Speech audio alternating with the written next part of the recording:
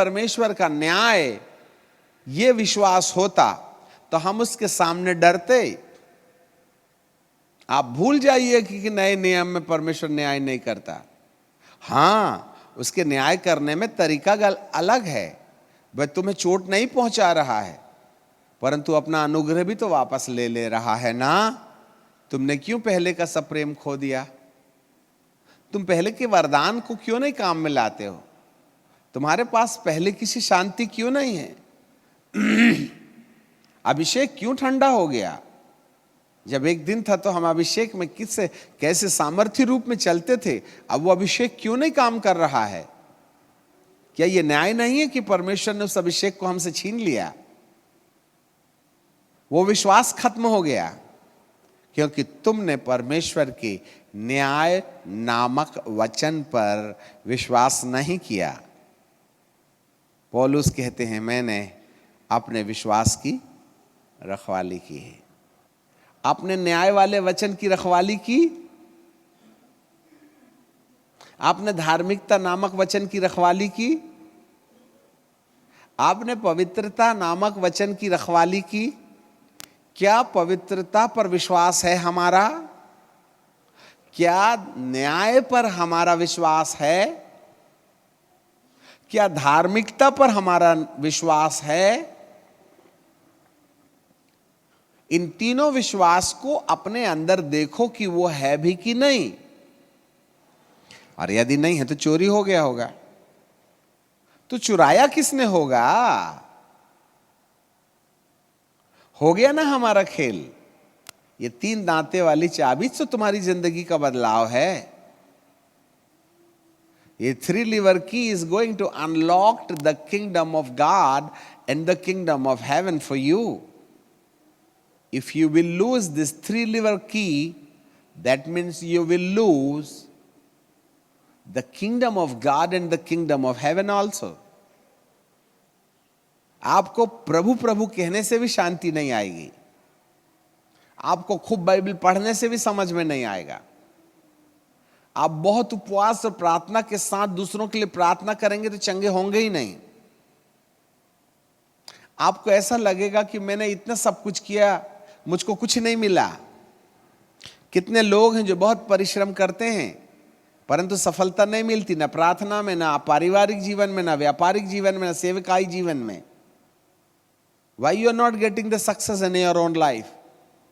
Because somebody has left you and that was the God. उसने छोड़ दिया हमको।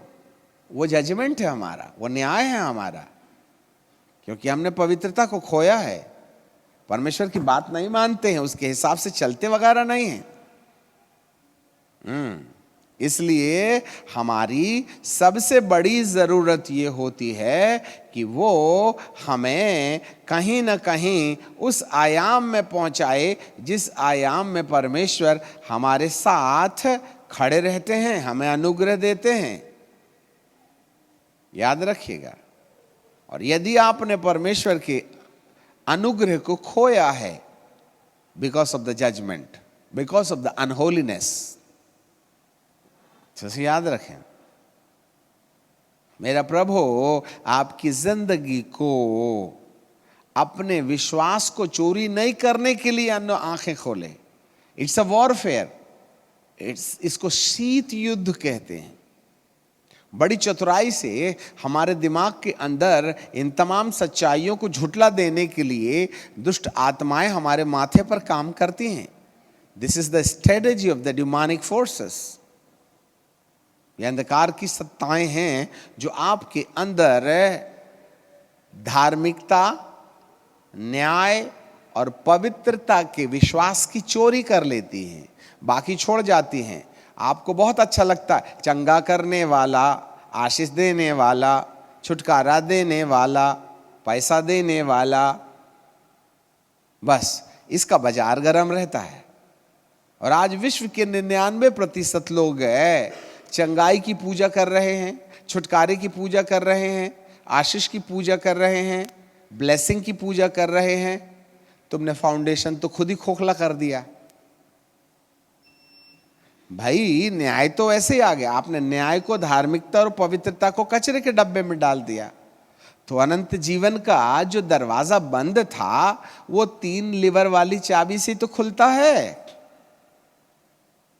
कि तुमको न्याय को जीरो बैलेंस बना के रखना है, धार्मिकता का उपयोग करना है, पवित्रता को कायम करना। धन्य वे जो पवित्र हैं क्योंकि वे परमेश्वर को देखेंगे।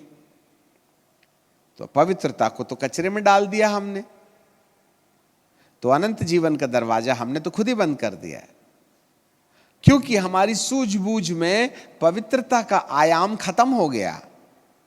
We lost the concept of the holiness. We lost the concept of the judgment. वहां हम लापरवाह हो जाते हैं, हमारे जीवन में गलतियां आने लगती और इस तरीके से हम संसार के साथ समझौता करने लगते हैं। हमको डर नहीं लगता हम गलती करते हैं तब, क्योंकि हमको मालूम प्रभु अनुग्रहकारी है, न्याय तो करता है नहीं। प्रभु न्याय तो करता है नहीं, इसलिए हमको परमेश्वर से कोई डर नहीं। इसलिए पाप फल रहा है कलीसिया में, पाप फल रहा है सेवकों के अंदर। इसलिए ऐसे सेवक जो इन 3 विषयों पर हाईलाइट नहीं करते हैं संदेश को, उनकी सेवकाई आगे नहीं बढ़ रही है। वो वहीं शारीरिक रीति से भी बीमार हैं, मानसिक रीति से भी अशांत हैं, आत्मिक रीति से भी वरदान काम नहीं करता, सेवकाई भी नहीं बढ़ रही है, क्योंकि कहीं ना कहीं इन 3 विषयों पर अंधकार की सत्ता ने हमारे माथे पर कैप्चर कर लिया है और वो हम मिलावट करने वाले सुसमाचार प्रचारकों की लिस्ट में आ गए हैं, जिस पर खुदा का भरोसा खत्म हो गया है। सबसे पहले हमको परमेश्वर ने विश्वास में लाना चाहिए। हम उस पर विश्वास करते हैं, पर क्या परमेश्वर आप पर विश्वास करता है? It's very easy to have faith in God, but the second point is God is believe in you. क्या परमेश्वर तुम पर विश्वास करता है? जब आप मिक्सचर सुसमाचार सुनाइएगा, जब आप तुम न्याय को बाईपास कर दीजिएगा और मिला जुला जीवन जीजिएगा, आप कलीसिया के पाप को हाईलाइट मत कीजिएगा और पाप को बढ़ने दीजिएगा, तो आप परमेश्वर के लिए काम कर रहे हैं, शैतान के लिए। For whom you do the ministry? For what you came to the Lord? Purification के लिए, या वो पुराना समझौता पूर्ण जीवन जो पहले चल रहा था आज भी चलता रहे वैसे वाले जीवन की ओर? यहां बाइबल का परमेश्वर हमें बहुत स्पष्टता के साथ कहता है, दुष्ट की युक्तियों को पहचानो।